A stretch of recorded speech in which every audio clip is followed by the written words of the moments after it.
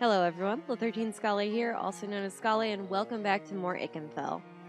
So, Ikenfell? Hold up. No, wait. Wait, this is Shadows over Loathing. I'm going to be playing that next in the recording session. I could edit that out.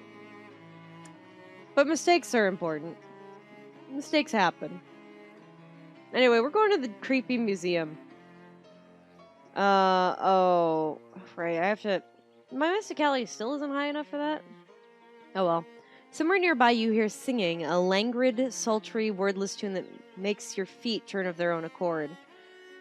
And you lead off the path deeper into the forest. Your senses feel numbed as though you're walking through a thick fog and it's getting difficult to, brain.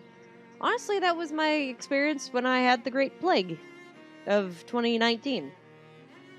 This, last week or so. Anyway, after a short time, you arrive at the edge of a small clearing. A pale woman in a long red dress is lounging on a rock shaded by branches overhead. She smiles when she sees you and reaches out for her hand, gesturing you to approach. You start to feel your feet shuffle forward. As you stumble forward towards the pale woman, two vampires appear out of the nearby shadows, grinning toothily. You know, as they do. You fell into a vambush. That's fine. These guys, they're weak. Okay, gonna hit for 6. No, we don't want that. Alright, so first off, let's just do some splatter. And you're going down. I don't know if I'm gonna be able to get that off again before... Ow. Oh, no. Man. I definitely don't need that, but... Boost their physical armor? Nope, we're gonna try to tone that down at least. Nope. It's fine. Oh. Better. Just go for the random again. Good, 2 of them are dead. Man, only caused 3 and 1 physical. Ugh. It's fine. Yeah, most of what I have does really rely on physical. Doesn't it?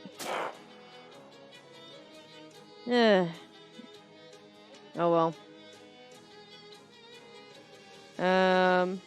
I would deal 5 stench. That should kill him. Yep. You died via stench. You won. Maybe next time they'll be more careful about who they attempt to control with mind-altering songs. So I got Brutal, I got Cosmic Wine, and 21 Meat. Okay. Sandwich Museum. It looks like parts of this place got burnt down. The village of Sandwich was home to a terrifying witch cult until all of the inhabitants were convicted and executed in witch trials in 1692, and the village stood empty and uninhabited for hundreds of years. Come explore the town and learn more. This house was the residence of the Danforth family. Putnam House, which was partially burned down under extremely witchy circumstances. This trough may be used to bathe human sacrifices before the ceremony. We don't have evidence of that, but it is possible. This is a horse trough. Actually, it's a water trough. I don't know why I said that other thing just now. Anyway, fish on it. Interesting that was said like that, but you got a pair of old shoes, saddle shoes. Ride the crown like a horse. Oh, Jesus. Well, I'm gonna have to see what that's about. Surplus Cola Wars grenade. Good to know. What else? And then fish sack. Oh, fish in a sack. There we go. Alright, hold on. I gotta see what the new... As I sit up. Saddle shoes. I wanna see what that looks like.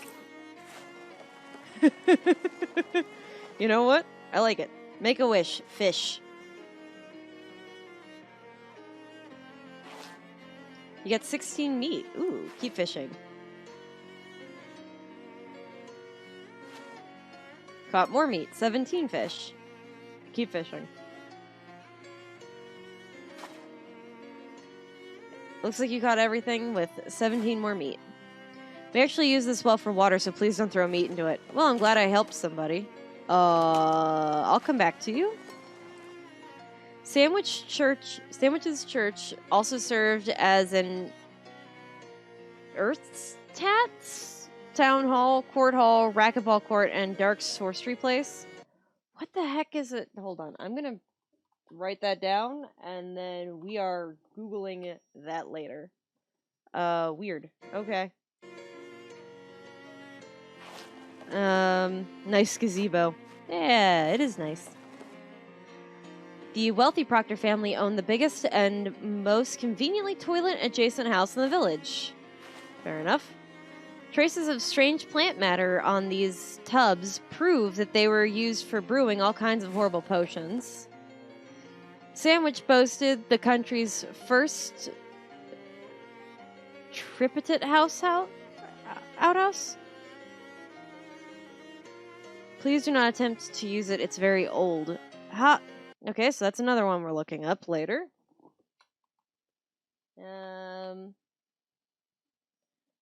I just realized all my caps lock is on, but it's totally fine. Okay. Yeah, we're gonna keep looking this up. A more modern convenience ones provide free convenience. Avail yourself in it. All three doors go to the same place, huh? One toilet, 0 privacy. Yeah. Sink has 3 sinks in them for 1 toilet. Alright. Well, at least they were able to provide some outhouses. So I guess we start at the first house. Oh. Danforth Residence has been converted into a gift shop for your convenience. Why don't you take home a jar of sandwich cream that the village's chief exports besides witchcraft? There's a kitty! A black cat is staring glumly at an empty dish labeled Hecate. That's fair. Shelves laden with identical jars of white stuff. Alright. An elderly lady smiles from behind a counter. See what she's got for sale. Rubbing paper. This piece of paper is for rubbings of historical graves and such like.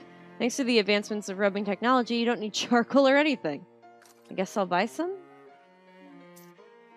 And that would just increase my sleaze armor. I don't necessarily need it. But I should have the rubbing paper because I feel like I'm going to need it. The security guard is keeping a very close eye on things here, which honestly isn't too difficult since there's only 2. Talk to him. Hi. Hello. Welcome to the Putnam House. Please don't touch the exhibits. Excuse me, Sorry, I just get paid to stand here and keep an eye on things. I don't actually know anything about the exhibits. Oh, I guess that won't work then, huh? Everything in this house was destroyed by fire except these 2 objects, which were concealed inside of a metal box. There's an antique ragdoll on display here. Take a look. The ragdoll has a bunch of old pins and needles stuck into it. For some reason, the word boring embroidered across the front. The little plaque on the front of the Pilnith. Yep. Witches frequently use special dolls called poppets to curse their enemies. This one was apparently made to target Mrs. or Miss Boring, though no one of that name is listed in the town records. And then, in tiny text at the bottom of the plaque, the pins were not found with the poppet and were added for demonstration purposes. Yeah, okay, that sits well with me. And this one has an old book on it. It appears to be someone's diary. Oh, yeah, a little description on the front of the post says, Diary of Delia Putnam. So that confirms that.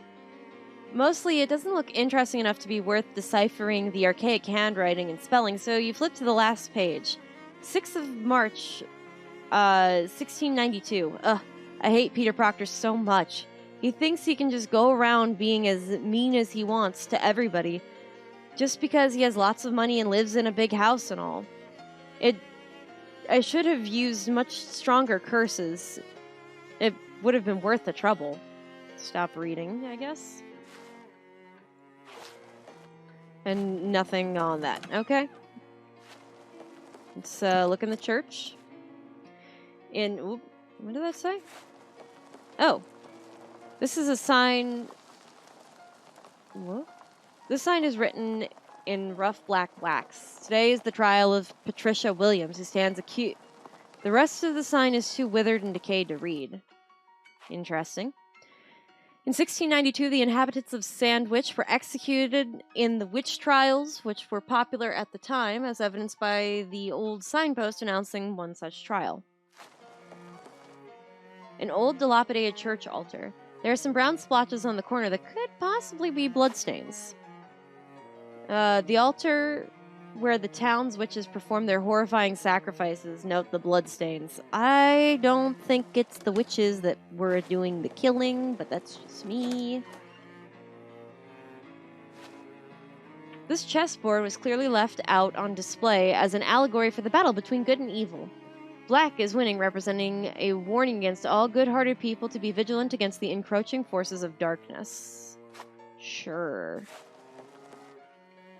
These dried fronds are of no historical significance. You're not fond of this plant. I like it. This raise appears to depict several important ancestors of the Proctor family line. Although due to low resolution of embroidery used at the time, it's impossible to discern who is exactly who. Check the footnote. It has been pointed out to us that this raise is unlikely to have been manufactured in the capital of Pas-de-Calais department of northern France, and therefore is merely a sparkling tapestry. I see. That's about wine. According to the county records, these were the most expensive stairs in the country. They go up a full 1.5 floors. There's no plaque at this table. It must have been boring. Go up a 2.5 floor? Sure. The upstairs rooms are off limits due to the catalog of contents. Please pardon our dust. This bedroom was traditionally given to servants, as it was felt by the Proctors that it would be less of a tragedy if they got up in the middle of the night and fell down the stairwell. You know? Mrs. Proctor's bedroom is especially off limits while we figure out how to deal with all the strange mold we found behind the wallpaper. Mr. Proctor's bedroom, home to the country's most extensive collection of cravats.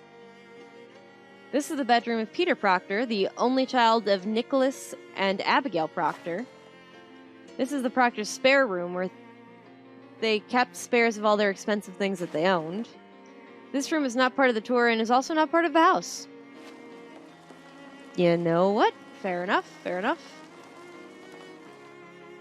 These stairs keep going until they hit the wall, which seems like rich people have just always had weird taste. Yeah. I'd have to agree with that. Huh. This leads to a little cemetery behind the church. Check it out. Welcome to Sandwich Cemetery. Please be respectful of the graves. Also, check out how many of them were terrifying witches who were executed in the trial of 1692. Oh, we have hobo code. The code reads, Hollow Tombstone, Possible Treasure. You check inside the stone and there is indeed some treasure. Satchel's Lucky Hat. 30% to meat drops. Hey. Proctor, our town founder. No, that's a reasonable time for a person to be alive. Nicholas Proctor. What the heck? How did he live to be 230 years old? Exactly. I'm pretty sure he's a vampire. Elijah Proctor. Abigail Proctor. Beatrice. Peter. He was a duty head till the very end. Oh, that's gotta be, what's her name that hated him? He lived to be 12. Millicent Putnam. Delilah Putnam. Oh. Mary Ann Putnam. It's covered in lichens. Hey, let's collect it.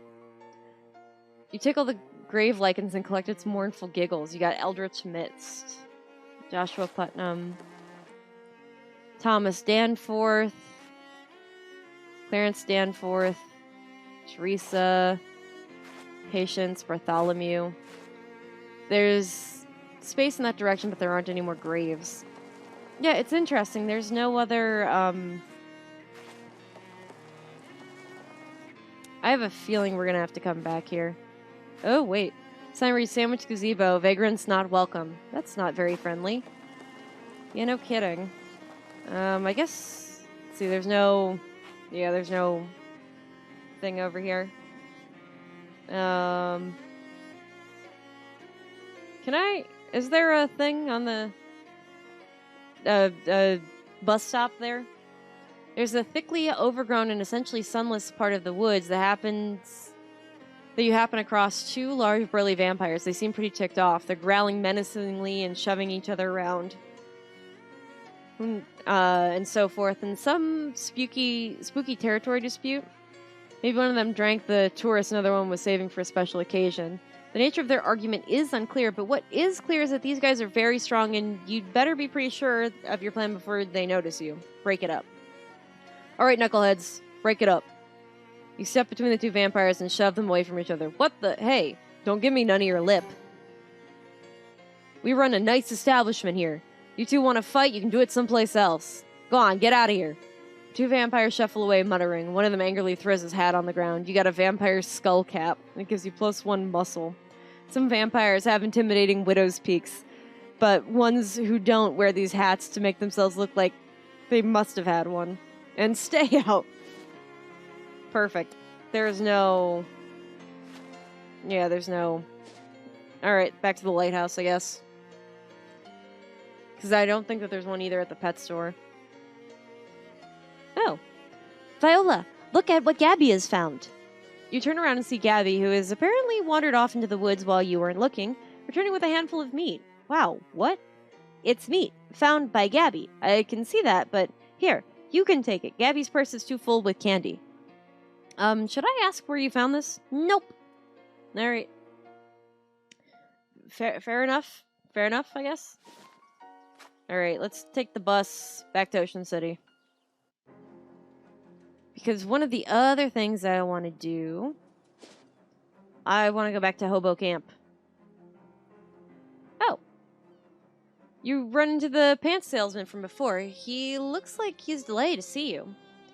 Hey, I knew you couldn't keep away from a deal like this. It's just a coincidence. He pulls out a pair of wax slacks.